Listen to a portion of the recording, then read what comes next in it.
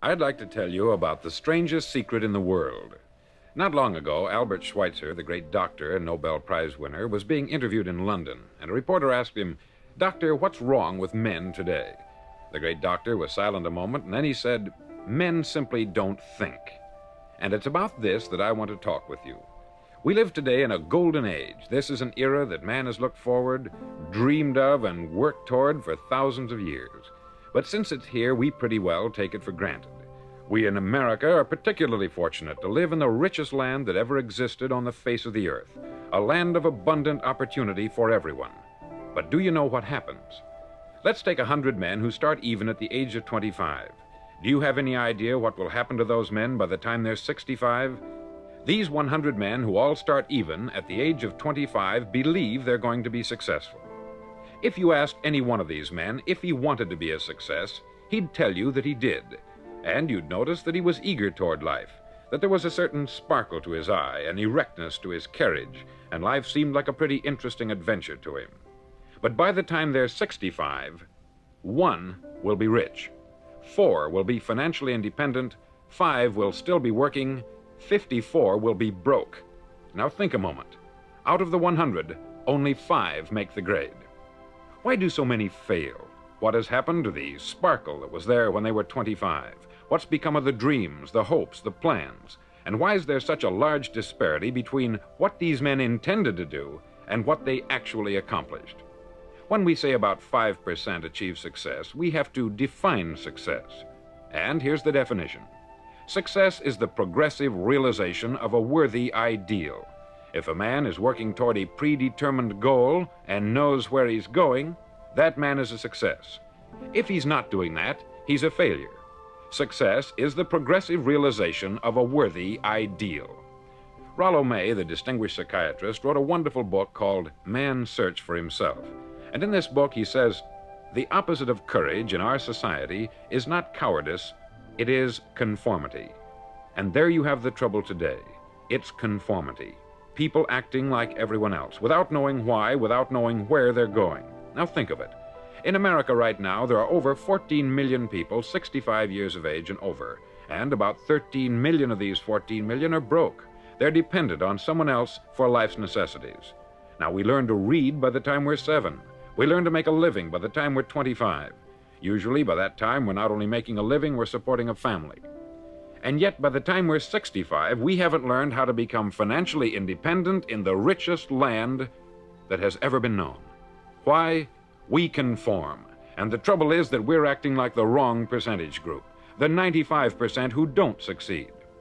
Now, why do these people conform? Well, they don't know, really. These people believe that their lives are shaped by circumstances, by things that happen to them, by exterior forces.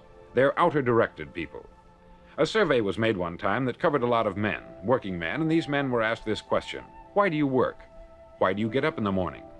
19 out of 20 had no idea.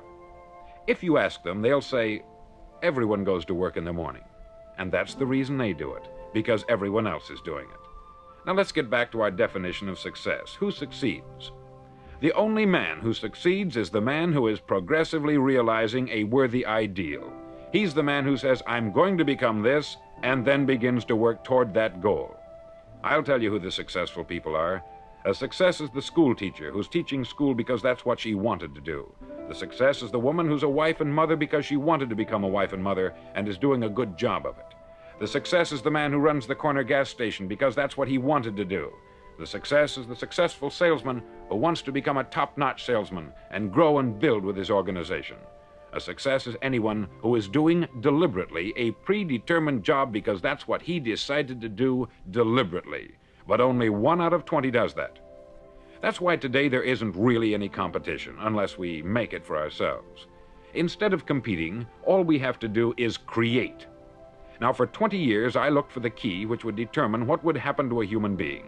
Was there a key I wanted to know which would make the future a promise that we could foretell to a large extent? Was there a key that would guarantee a person's becoming successful if he only knew about it and knew how to use it? Well, there is such a key, and I've found it. Have you ever wondered why so many men work so hard and honestly without ever achieving anything in particular, and others don't seem to work hard and yet seem to get everything? They have the magic touch. You've heard them say that about someone. Everything he touches turns to gold.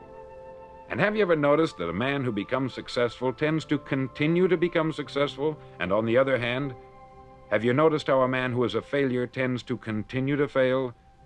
It's because of goals. Some of us have them, some don't. People with goals succeed because they know where they're going.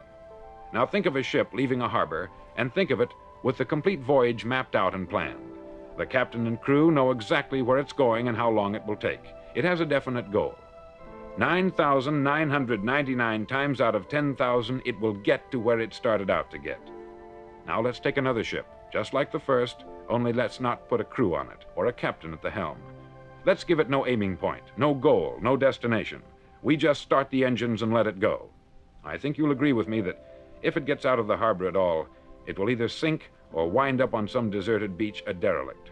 It can't go any place because it has no destination and no guidance. It's the same with a human being. Take the salesman, for example.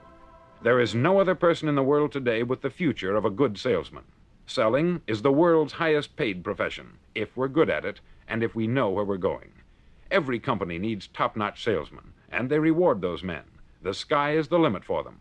But how many can you find? Someone once said, the human race is fixed, not to prevent the strong from winning, but to prevent the weak from losing. The American economy today can be likened to a convoy in time of war. The entire economy is slowed down to protect its weakest link, just as the convoy had to go at the speed that would permit its slowest vessel to remain in formation. That's why it's so easy to make a living today. It takes no particular brains or talent to make a living and support a family today. So we have a plateau of so-called security, if that's what a person's looking for. But we do have to decide how high above this plateau we want to aim for. Now let's get back to the strangest secret in the world, the story that I wanted to tell you today. Why do men with goals succeed in life and men without them fail? Well, let me tell you something which, if you really understand it, will alter your life immediately. If you understand completely what I'm going to tell you from this moment on, your life will never be the same again. You'll suddenly find that good luck just seems to be attracted to you. The things you want just seem to fall in line. And from now on, you won't have the problems, the worries, the gnawing lump of anxiety that perhaps you've experienced before. Doubt, fear, well, they'll be things of the past. Here's the key to success and the key to failure. We become what we think about. Now let me say that again. We become what we think about. Throughout all history, the great wise men and teachers, philosophers and prophets have disagreed with one another on many different things. It is only on this one point that they are in complete and unanimous agreement. Listen to what Marcus Aurelius, the great Roman emperor, said. He said, "A man's life is what his thoughts make of it." Disraeli said this, "Everything comes if a man will only wait. I have brought myself by long meditation to the conviction that a human being with a settled purpose must accomplish it, and that nothing can resist a will that will stake even existence for its fulfillment." Ralph Waldo Emerson said this, "A man is what he thinks about all day long." William James said, "The greatest discovery of my generation is that human beings can alter their lives by altering their attitudes of mind." And he also said, "We need only in cold blood act as if the thing in question were real, and it will become infallibly real by growing into such a connection with our life that it will become real. It will become so knit with habit and emotion that our interest in it will be those which characterize belief." He also said this, "If you only care enough for a result, you will almost certainly attain it. If you wish to be rich, you will be rich. If you wish to be learned, you will be learned. If you wish to be good, you will be good. Only you must then really wish these things, and wish them exclusively, and not wish at the same time 100 other incompatible things just as strongly." In the Bible you read, in Mark 9:23, "If thou canst believe, all things are possible to him that believeth." Dr. Norman Vincent Peale said this, "This is one of the greatest laws in the universe. Fervently do I wish I had discovered it as a very young man. It dawned upon me much later in life, and I've found it to be one of the greatest, if not my greatest discovery outside of my relationship to God. And the great law, briefly and simply stated, is that if you think in negative terms, you'll get negative results. If you think in positive terms, you will achieve positive results. That is the simple fact which is at the basis of an astonishing law of prosperity and success. In 3 words, believe and succeed. William Shakespeare put it this way: our doubts are traitors and make us lose the good we oft might win by fearing to attempt. George Bernard Shaw said, people are always blaming their circumstances for what they are. I don't believe in circumstances. The people who get on in this world are the people who get up and look for the circumstances they want, and if they can't find them, make them. Well, it's pretty apparent, isn't it? And every person who discovered this for a while believed that he was the first one to work it out. We become what we think about. Now, it stands to reason that a person who's thinking about a concrete and worthwhile goal is going to reach it, because that's what he's thinking about. And we become what we think about. Conversely, the man who has no goal, who doesn't know where he's going, and whose thoughts must therefore be thoughts of confusion and anxiety and fear and worry, becomes what he thinks about. His life becomes one of frustration, fear, anxiety, and worry. And if he thinks about nothing, he becomes nothing. Now, how does it work? Why do we become what we think about? Well, I'll tell you how it works as far as we know. Now, to do this, I want to tell you about a situation that parallels the human mind. Suppose a farmer has some land, and it's good, fertile land. Now, the land gives the farmer a choice. He may plant in that land whatever he chooses. The land doesn't care. It's up to the farmer to make the decision. Now, remember, we're comparing the human mind with the land, because the mind, like the land, doesn't care what you plant in it. It will return what you plant, but it doesn't care what you plant. Now, let's say that the farmer has 2 seeds in his hand. One is a seed of corn, the other is nightshade, a deadly poison. He digs 2 little holes in the earth and he plants both seeds, one corn, the other nightshade. He covers up the holes, waters, and takes care of the land, and what will happen? Invariably, the land will return what is planted.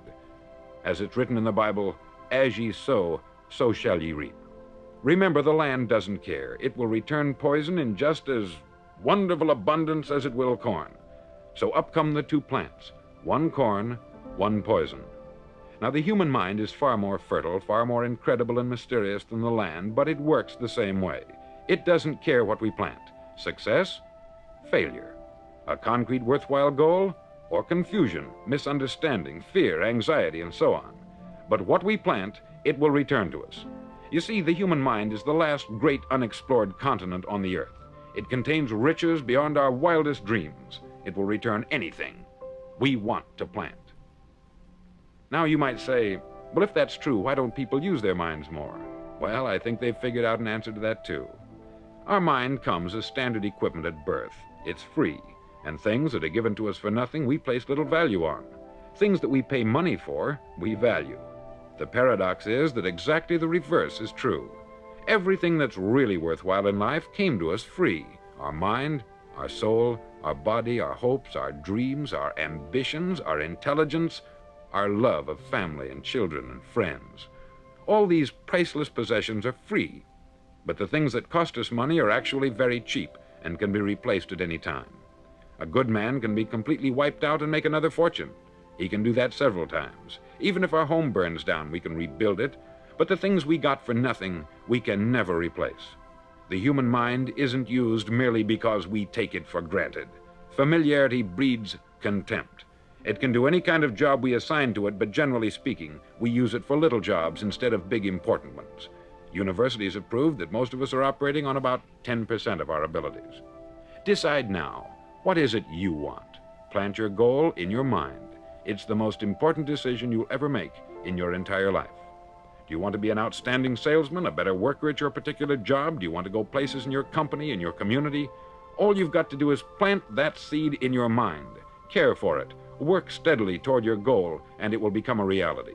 It not only will, there's no way that it cannot. You see, that is a law, like the laws of Sir Isaac Newton, the laws of gravity. If you get on top of a building and jump off, you'll always go down. You'll never go up.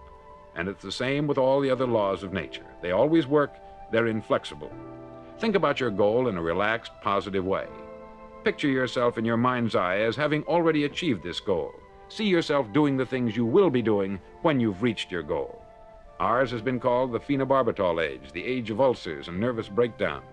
At a time when medical research has raised us to a new plateau of good health and longevity, far too many of us worry ourselves into an early grave trying to cope with things in our own little personal ways, without learning a few great laws that will take care of everything for us. These things we bring on ourselves through our habitual way of thinking. Every one of us is the sum total of his own thoughts. He is where he is because that is exactly where he really wants to be, whether he'll admit that or not. Each of us must live off the fruit of his thoughts in the future, because what you think today and tomorrow, next month and next year, will mold your life and determine your future. You're guided by your mind. I remember one time I was driving through Arizona and I saw one of those giant earth-moving machines roaring along the road at about 35 miles an hour with what looked like 20 tons of dirt in it, a tremendous, incredible machine, and there was a little man perched way up on top with the wheel in his hands guiding it. And as I drove along, I was struck by the similarity of that machine to the human mind. Just suppose you're sitting at the controls of such a vast source of energy. Are you going to sit back and fold your arms and let it run itself into a ditch? Or are you going to keep both hands firmly on the wheel and control and direct this power to a specific, worthwhile purpose? It's up to you. You're in the driver's seat. You see, the very law that gives us success is a two-edged sword. We must control our thinking. The same rule that can lead a man to a life of success, wealth, happiness, and all the things he's ever dreamed of for himself and his family, that very same law can lead him into the gutter. It's all in how he uses it, for good or for bad. This is the strangest secret in the world. Now, why do I say it's strange, and why do I call it a secret? Actually, it isn't a secret at all. It was first promulgated by some of the earliest wise men, and it appears again and again throughout the Bible. But very few people have learned it, understand it. That's why it's strange, and why, for some equally strange reason, it virtually remains a secret. I believe that you could go out and walk down the main street of your town and ask one man after another what the secret of success is, and you probably wouldn't run into one man in a month who could tell you. Now, this information is enormously valuable to us if we really understand it and apply it. It's valuable to us not only for our own lives, but the lives of those around us, our family, employees, associates, and friends. Life should be an exciting adventure. It should never be a bore. A man should live fully, be alive. He should be glad to get out of bed in the morning. He should be doing a job he likes to do because he does it well. One time I heard Grove Patterson make a speech, the editor-in-chief of the Toledo Daily Blade, and as he concluded his speech, he said something that I've never forgotten. He said something like this: "My years in the newspaper business have convinced me of several things, among them that people are basically good, and that we came from someplace, and we're going someplace. So we should make our time here an exciting adventure. The architect of the universe didn't build a stairway leading nowhere. And the greatest teacher of all, the carpenter from the plains of Galilee, gave us the secret time and time again. As ye believe, so shall it be done unto you." On side number 1 of this record, I've explained the strangest secret in the world and how it works. Now, on this side, I want to explain how you can prove to yourself the enormous returns possible in your own life by putting this secret to a practical test. I want you to make a test that will last 30 days. Now, it isn't going to be easy. If you'll give it a good try, it will completely change your life for the better. Back in the 17th century, Sir Isaac Newton, the English mathematician and natural philosopher, gave us some natural laws of physics which apply as much to human beings as they do to the movement of bodies in the universe. Now, one of these laws is that for every action, there is an equal and opposite reaction. Simply stated, as it applies to you and me, it means we can achieve nothing without paying the price. The results of your 30-day experiment will be in direct proportion to the effort you put forth. To be a doctor, you must pay the price of long years of difficult study. To be successful in selling, and remember that each of us succeeds to the extent of his ability to sell, selling our families on our ideas, selling education in schools, selling our children on the advantages of living the good and honest life, selling our associates and employees on the importance of being exceptional people, to, of course, the profession of selling itself. But to be successful in selling our way to the good life, we must be willing to pay the price. Now, what is that price? Well, it's many things. First, it's understanding emotionally, as well as intellectually, that we literally become what we think about, that we must control our thoughts if we're to control our lives. It's understanding fully that, as ye sow, so shall ye reap. Secondly, it's cutting away all the fetters from the mind and permitting it to soar as it was divinely designed to do. It's the realization that your limitations are self-imposed, and that the opportunities for you today are enormous beyond belief. It's rising above narrow-minded pettiness and prejudice. Thirdly, to use all your courage to force yourself to think positively on your own problem, to set a definite and clearly defined goal for yourself, to let your marvelous mind think about your goal from all possible angles, to let your imagination speculate freely upon many different possible solutions, to refuse to believe there are any circumstances sufficiently strong to defeat you in the accomplishment of your purpose, to act promptly and decisively when your course is clear, and to keep constantly aware of the fact that you are, at this moment, standing in the middle of your own acre of diamonds, as Russell Conwell used to point out. Fourth, save at least 10% of what you earn. It's also remembering that no matter what your present job, it has enormous possibilities if you're willing to pay the price. Now let's just go over the important points in the price each of us must pay to achieve the wonderful life that can be ours. It is, of course, worth any price. 1, you will become what you think about. 2, remember the word imagination. Let your mind soar. 3, courage. Concentrate on your goal every day. 4, save 10% of what you earn. And action. Ideas are worthless unless we act on them. Now I'll try to outline the 30-day test I want you to make. Now keep in mind that you have nothing to lose by making this test, and everything you could possibly want to gain. There are 2 things that may be said of everyone. Each of us wants something, and each of us is afraid of something. I want you to write on a card what it is you want more than anything else. It may be more money. Perhaps you'd like to double your income or make a specific amount of money. It may be a beautiful home. It may be success at your job. It may be a particular position in life. It could be a more harmonious family. Each of us wants something. Write down on your card specifically what it is that you want. Make sure it's a single goal and clearly defined. You needn't show it to anyone, but carry it with you so that you can look at it several times a day. Think about it in a cheerful, relaxed, positive way each morning when you get up, and immediately you have something to work for, something to get out of bed for, something to live for. Look at it every chance you get during the day and just before going to bed at night.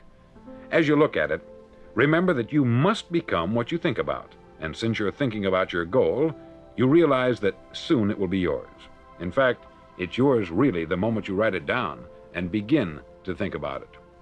Look at the abundance all around you as you go about your daily business. You have as much right to this abundance as any other living creature. It's yours for the asking. Now we come to the difficult part. Difficult because it means the formation of what is probably a brand new habit, and new habits are not easily formed. Once formed, however, it'll follow you for the rest of your life. Stop thinking about what it is you fear. Each time a fearful or negative thought comes into your consciousness, replace it with a mental picture of your positive and worthwhile goal. There will come times when you will feel like giving up. It's easier for a human being to think negatively than positively. That's why only 5% is successful. You must begin now to place yourself in that group. For 30 days, you must take control of your mind.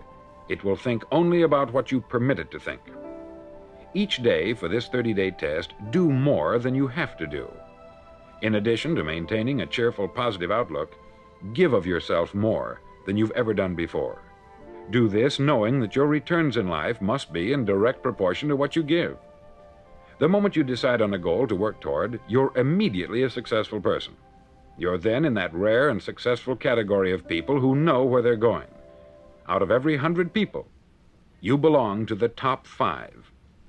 Don't concern yourself too much with how you're going to achieve your goal. Leave that completely to a power greater than yourself. All you have to do is know where you're going. The answers will come to you of their own accord.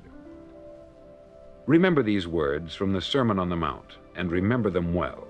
Keep them constantly before you this month of your test. Ask, and it shall be given you. Seek, and ye shall find. Knock, and it shall be opened unto you. For every one that asketh receiveth, and he that seeketh findeth, and to him that knocketh it shall be opened. It's as marvelous and as simple as that. In fact, it's so simple that in our seemingly complicated world it's difficult for an adult to understand that all he needs is a purpose and faith. For 30 days, do your best. If you're a salesman, go at it as you've never done before, not in hectic fashion, but with the calm, cheerful assurance that time well spent will give you the abundance in return you deserve and want. If you're a homemaker, devote your 30-day test to complete giving of yourself without thinking about receiving anything in return, and you will be amazed at the difference it makes in your life. No matter what your job, do it as you've never done it before for 30 days. And if you've kept your goal before you every day, you'll wonder and marvel at this new life you've found. Dorothea Brand, outstanding editor and writer, discovered it for herself and tells about it in her fine book, Wake Up and Live. Her entire philosophy is reduced to the words, act as though it were impossible to fail.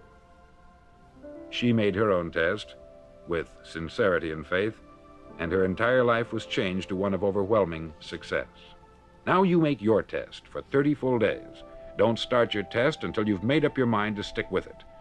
You see, by being persistent, you're demonstrating faith. Persistence is simply another word for faith. If you didn't have faith, you would never persist. If you should fail during your first 30 days, by that I mean suddenly find yourself overwhelmed by negative thoughts, you've got to start over again from that point and go 30 more days. Gradually, your new habit will form until you find yourself one of that wonderful minority to whom virtually nothing is impossible. Don't forget the card. It's vitally important as you begin this new way of living. On one side of the card, write your goal, whatever it may be. On the other side, write the words we've quoted from the Sermon on the Mount. Ask, and it shall be given you. Seek, and ye shall find. Knock, and it shall be opened unto you.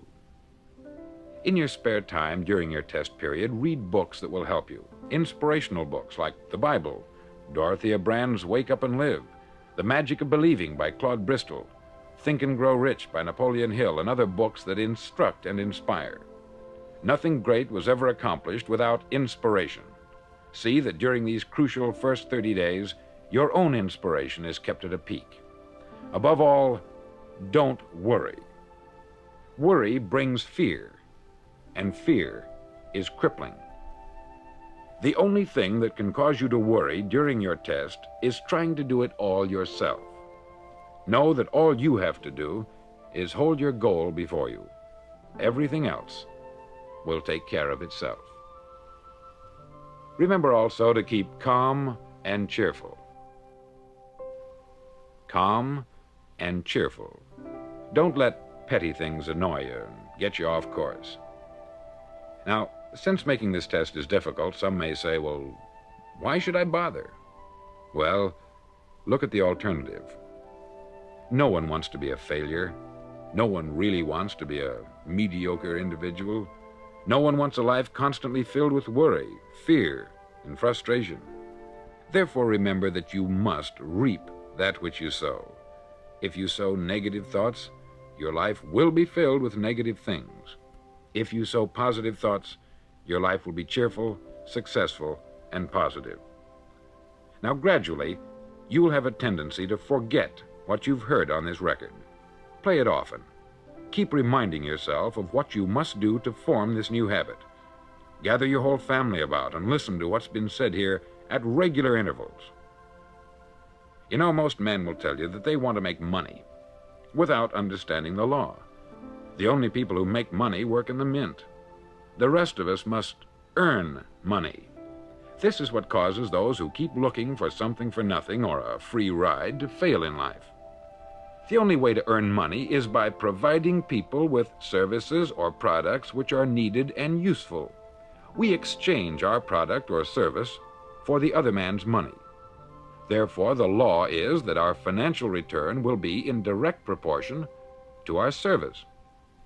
Success is not the result of making money.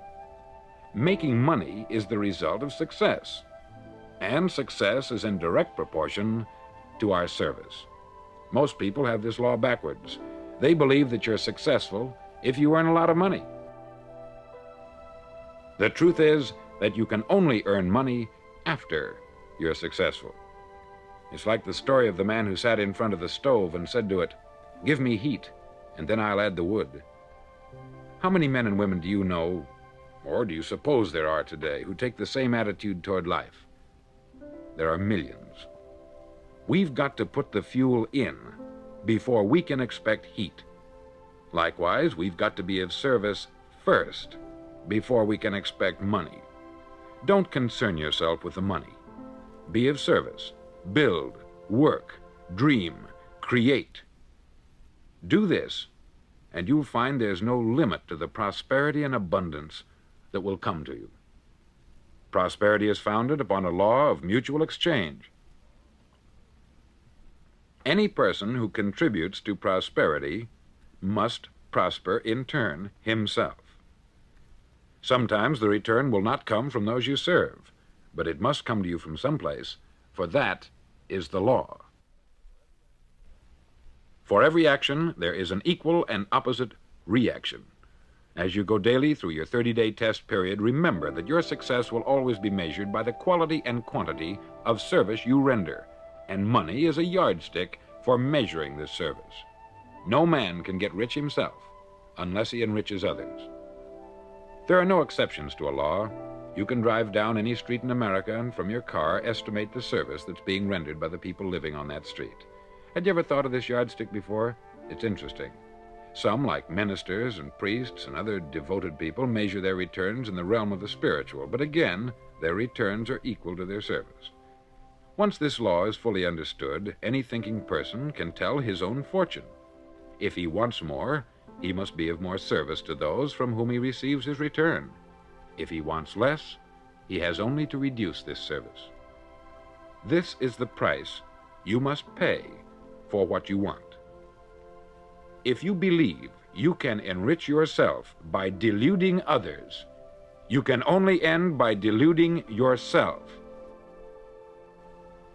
It may take some time, but just as surely as you breathe, you'll get back what you put out. Don't ever make the mistake of thinking you can avert this. It's impossible. The prisons and the streets where the lonely walk are filled with people who tried to make new laws just for themselves. We may avoid the laws of man, but there are greater laws that cannot be broken. An outstanding medical doctor recently pointed out 6 steps that will help you realize success. 1, set yourself a definite goal. 2, quit running yourself down. 3, stop thinking of all the reasons why you cannot be successful, and instead think of all the reasons why you can. 4, trace your attitudes back through your childhood and try to discover where you first got the idea you couldn't be a success, if that's the way you've been thinking. 5, change the image you have of yourself by writing out a description of the person you would like to be. And 6, act the part of the successful person you have decided to become. The doctor who wrote those words is a noted West Coast psychiatrist, David Harold Fink, M.D. Do what all the experts since the dawn of recorded history have told you you must do. Pay the price by becoming the person you want to become. It's not nearly as difficult as living unsuccessfully. Make your 30-day test. Then repeat it. Then repeat it again. Each time it will become more a part of you until you'll wonder how you could ever have lived any other way. Live this new way, and the floodgates of abundance will open and pour over you more riches than you may have dreamed existed. Money? Yes, lots of it. But what's more important, you'll have peace. You'll be in that wonderful minority who lead calm, cheerful, successful lives. Start today. You have nothing to lose, but you have a life to win.